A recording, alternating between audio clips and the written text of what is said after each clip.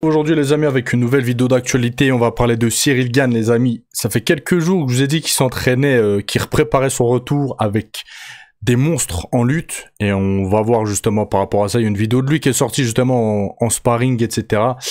On va parler de Paddy Pimblett les amis, on va parler de Jon Jones, on va parler de Fares Ziam, on va parler de Khamzat Chimaev, on va parler de Cédric Doumbé. Bref, on va faire un petit peu le tour des réseaux sociaux les amis. On commence tout de suite avec Fares Ziam qui a été call out par Hooper. Donc il a expliqué qu'il souhaitait affronter Fares Ziam. Et Fares Ziam a répondu par une réponse énigmatique. En fait il dit pas oui, il dit pas non, mais bon. Sa réponse laisse entendre qu'il est pas chaud, genre. C'est lui qui choisit ses proies parce qu'il sous-entend que c'est lui le lion, etc. Donc il a dit quoi? Le lion chasse, il n'est pas chassé. Donc pour moi c'est un refus, après on verra, peut-être que je me trompe, on verra par la suite. On continue les amis avec Dana White qui a pris la parole concernant les droits de diffusion de l'UFC. Donc il a des grosses ambitions, il veut signer justement avec Netflix. Ce qui pourra arranger beaucoup de monde. Vous les premiers, pour ceux qui n'ont pas d'abonnement RMC Sport, etc. Parce que ça reste quand même assez cher. Moi je ne le paye pas, je me suis arrangé avec mon opérateur. Je leur ai mis un coup de pression, je leur ai dit soit vous me mettez RMC gratuit, soit je me casse. Ils m'ont dit d'accord. Donc pendant un an là j'ai RMC gratuitement. Mais c'est vrai que c'est quand même relativement assez cher. Par contre, il y en a beaucoup qui payent 10 balles leur abonnement Netflix. Donc voilà. Il y a un gros marché à prendre entre l'UFC et Netflix. Et justement, Dana White, il a dit, ils sont en pleine négociation parce qu'ils sont en fin de contrat actuellement avec ESPN. Ils parlent d'un contrat d'à peu près 1 milliard d'euros par an en termes de bénéfices ou quelque chose comme ça. Donc c'est quelque chose de vraiment énorme. Donc personnellement, moi, j'aimerais bien que ce soit diffusé sur Netflix. Et je pense que vous aussi. On continue les amis avec Paddy Pimblett qui se compare à Jon Jones. À part lui, il dit personne ne les passe au niveau IQ. Il pense être le combattant le plus intelligent, le plus smart de l'UFC. Par contre, les amis, je pense être l'un des premiers à avoir dire que Paddy Pimblett, voilà, c'est pas un combattant que j'apprécie forcément, combien même je le suis depuis le début de sa carrière. Mais il a fait des sorties, voilà, face aux Géorgiens. Il a fait des sorties, voilà, qui ne me plaisent pas. Et par rapport à ça, bah, je ne peux pas être dans son train, d'accord? Mais je vous ai quand même toujours parlé du fait que voilà, ça reste quand même un combattant avec du charisme, etc. Je vous disais qu'il me faisait penser un petit peu à Conor, le Conor de Wish, mais il me faisait un petit peu penser à Conor. Et là, je vois, il y a tout le monde qui s'affole. Je citerai pas, ouais, c'est le meilleur combattant, c'est la superstar de l'UFC, etc. Eh les amis, calmez-vous, piano, piano. Je sais, d'accord, que vous voulez faire cliquer, mais mitonnez pas un petit peu, mitonnez pas. Et ne faites pas plus gros qu'il ne l'est. Certes, il a fait une très très belle prestation contre Chandler. Moi, ça m'a surpris. Je pensais que Chandler allait lui rouler dessus. On a vu qu'en un an, il a pris du niveau. Il a pris du niveau. Et il y a même Moicano qui en a parlé de ça. Il a dit 2024, Paddy, c'était de l'argent facile. 2025, c'est de l'argent difficile. En gros, c'était quelque chose comme ça, si mes souvenirs sont bons. Et c'est le cas. Par contre, les amis, Paddy Pimblett, en vrai de vrai, il a jamais affronté un top du panier. Quand on met les choses à plat, on est obligé de constater. Chandler, il est en fin de carrière, les amis. Sur 5 combats à l'UFC, il a 3 défaites. D'accord? Il a pas affronté le top du panier encore.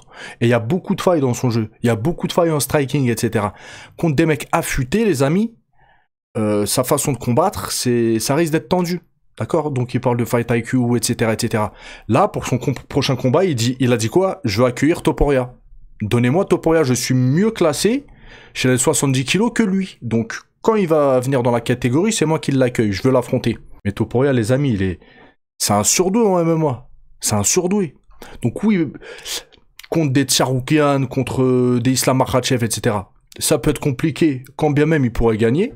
D'accord, mais c'est vrai que c'est des match-ups compliqués pour Topuria, je pense. Mais contre un Paddy Pimblett, les amis, je pense très très sérieusement que Topuria peut potentiellement arracher Paddy Pimblett. Après, dans un combat, tout peut arriver, mais il a trop de failles, surtout en striking. Il boxe avec il a une mauvaise garde, etc. C'est très compliqué, il y a beaucoup de points, et ça, il y a des analyses qui sont revenues sur ça, justement. Donc voilà, vous affolez pas, les amis. Il a fait une très belle prestation, il a massacré Chandler. Mais calmez-vous, ce n'est pas la superstar, parce qu'il y en a qui disent ça, et c'est la superstar de l'UFC. C'est pas actuellement la superstar de l'UFC. Potentiellement, il peut devenir une superstar, d'accord? Et oui, il commence à... Il y a de plus en plus de personnes qui montent dans le train, etc. Mais ce n'est pas Conor McGregor. Arrêtez de mitonner au public, arrêtez de faire genre, de grossir le bail, quoi. Voilà. Je voulais revenir par rapport à ça, parce que je vois des bails sur Internet, des fois les journalistes, ils sont dans l'abus. Les journalistes et youtubeurs, etc., ils sont dans l'abus, ils veulent en rajouter 3 tonnes. C'est trop, c'est trop.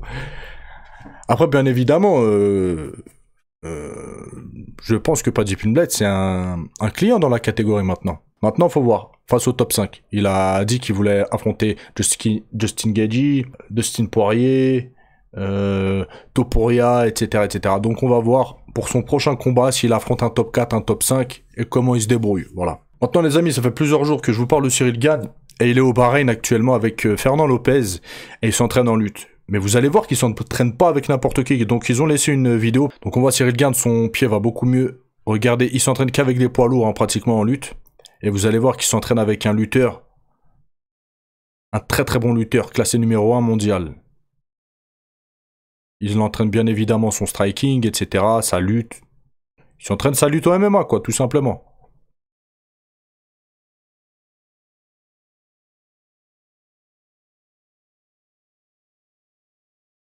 Cyril Gane avec de la lutte, les amis. Ça peut être quelque chose. Il y en a beaucoup, hein, encore une fois, qui ont craché sur Cyril Gane, ouais, sur côté, etc. Moi, depuis le début, je vous dis non. Voilà. Depuis le début, je suis dans le train. Donc, Cyril Gane est actuellement en train de s'entraîner avec Ahmed Tassoudinov. Donc, comme vous pouvez voir, c'est un mec de l'Est. C'est un mec qui pèse, c'est un poids lourd, hein, à peu près 100 kilos. En 2023, il a été champion du monde et champion d'Asie. Et il y en a peut-être qui vont se rappeler de lui, mais en 2024, il a participé au JO et il a fini médaillé d'or. Donc voilà, c'est un très très gros client, les amis. Donc on voit, hein, Cyril Gane, il y en a beaucoup qui disent, ouais, surcoté, fin de carrière, c'est un acteur, etc. Les gars, je pense que, voilà, pour son prochain fight, là, il a mis les bouchées doubles, du moins ça a l'air. Après, bon, faut voir, hein, le camp d'entraînement, il a duré combien de temps aussi au Bahreïn? Si c'est une semaine, etc., bon, c'est mieux que rien, mais c'est pas grand-chose, quoi, c'est rien même, d'accord? Après, faudrait voir si son camp dure quelques semaines, quelques mois, etc. Ce serait beaucoup plus intéressant. De toute façon, on reste branchés, les amis. Dès que j'ai des informations par rapport à ça, je vous tiens au courant. Khamzat Chimaev, est-ce qu'il va combattre pour l'UFC 317? Donc, il y a des rumeurs, etc. depuis pas mal de temps, hein, sur le fait qu'il pourrait potentiellement être présent. Et là, il y a un journaliste qui a posé la question à Dana White lors de la conférence de presse après l'UFC. Donc, dans les détails, le journaliste a demandé à Dana White si Chimaev pourra revenir lors de l'UFC 317 en fin juin prochain pendant la fameuse International Fight Week à Las Vegas. Tout sourire et énigmatique, Dana White a fait du Dana White. Il a juste répondu avec une phrase. Et il a dit ce serait amusant. Donc, il n'a pas affirmé, il n'a pas, voilà. Il n'a pas dit oui, il n'a pas dit non. Et c'est normalement l'une des plus grosses cartes qu'il doit y avoir de l'année, hein. Donc, voir Khamzat Chimaev sur une carte comme ça, bah, c'est hyper probable en fait. Le problème, les amis, c'est que c'est à Las Vegas. Là, Khamzat Chimaev, il est bloqué, il n'a pas le droit de rentrer aux États-Unis, dû à cause de ses liens avec le président tchétchène. Voilà. Donc, le président Trump, il avait dit, voilà, qu'il allait le régulariser, qu'il allait lui autoriser l'entrée aux États-Unis, etc. Mais est-ce que c'est fait ou pas? On n'a pas de nouvelles par rapport à ça. Donc peut-être que Dana White, l'UFC, etc., ils sont en train de travailler par rapport à ça. Et si ça se fait, potentiellement, on va voir Khamzat Chimaev à Las Vegas. Voilà. Par contre, s'il peut pas, bah, voilà, il sera pas sur cette date-là. En tout cas, je suis extrêmement pressé, les gars, et je pense que vous aussi, tout le monde est d'accord, hein, pour voir qu'est-ce qu'il va donner contre DDP. À moins que Dricus du Plessis se fasse rouler par Strickland. Là, dans ces cas-là, les gars, Khamzat Chimaev affrontera Strickland. Et je pense que s'il affronte Strickland... Mais les gars, potentiellement, il va lui faire une Whittaker 2. D'accord? En quelques secondes, c'est hyper probable qu'il l'amène au sol et qu'il le dérouille. En plus, ils sont vannés sur les réseaux sociaux, ça s'est insulté, etc., etc. Voilà, il y a un passif entre les deux. Après, voilà. Pour moi, je suis pas du tout chaud de voir un Strickland, Khamzat Chimaev. La meilleure carte à l'heure actuelle, ce serait Chimaev Dricus du Plessis. Voilà, je pense qu'on est tous d'accord par rapport à ça, parce que Dricus du Plessis, qu'on l'aime ou pas, c'est un très très très très gros client. Et maintenant, les amis, on va terminer avec Cédric Doumbé. Très rapidement, il a répondu, il a fait un question-réponse sur Snapchat.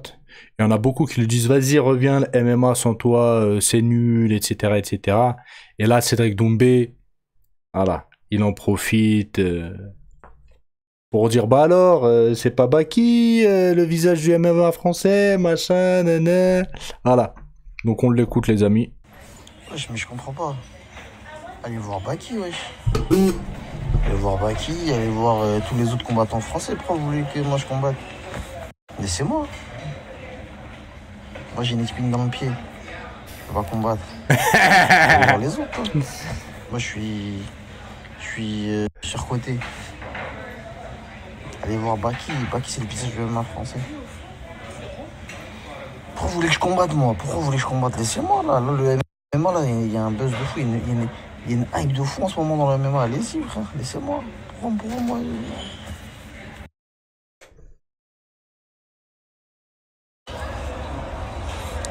moi j'ai taillé tout le monde. Regardez là, le mec, il dit quoi? Et franchement, il a raison. D'accord? Il a dit, fais pas ton susceptible, là. T'as taillé tout le monde sans pitié, et là, tu fais comme ça. Ah, chacal, arrête. En gros, c'est vrai, Cédric Doumbé, il a vanné tout le monde. Et là, il s'est fait vanner un petit peu par rapport à l'épine, etc. Et en gros, par rapport à ça, ben, il se vexe et voilà, c'est pour ça, il fait plus de bêtises sur les réseaux sociaux, on l'entend moins, etc., etc. Genre, il combat plus, etc. Ce qu'il vient de dire, là, juste avant, là. Et donc là, par rapport à ça, Cédric Doumbé, il va répondre. Mais en vrai, le mec, il a raison. Comment toi, tu peux te permettre de vanner tout le monde et quand tu te fais vanner à ton tour par rapport à l'épine, bah tu t'énerves, tu te vexes, etc. Parce que c'était justifié de tailler. Moi, il n'y avait pas lieu de me tailler, mon gars. Moi, il n'y avait pas lieu de me tailler. Oh. Donc, Yebi. Arrête de bouder, on t'attend. Oh, stop.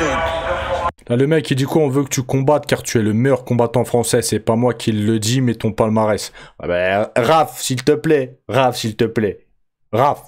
Il s'appelle Raph, celui qui a posé ce message. C'est quoi ce genre de message? Les gars, y a pas quelqu'un, là, l'un d'entre vous qui veut l'éduquer un petit peu en MMA? Le meilleur palmarès de quoi? Je comprends pas. En MMA, il parle de quoi, là? Je comprends pas. Bref les amis, c'est tout pour aujourd'hui. N'oubliez pas de lâcher un petit like pour ceux qui veulent me soutenir. Abonnez-vous, activez la cloche. Je vous dis à tout à l'heure peut-être. S'il y a des infos croustillantes ou pertinentes, je reviendrai. Sinon, je vous dis à demain. Demain matin les gars, j'ai changé d'horaire. Maintenant, je fais des vidéos le matin. D'accord? Donc, je vais brancher le matin. Ciao, ciao.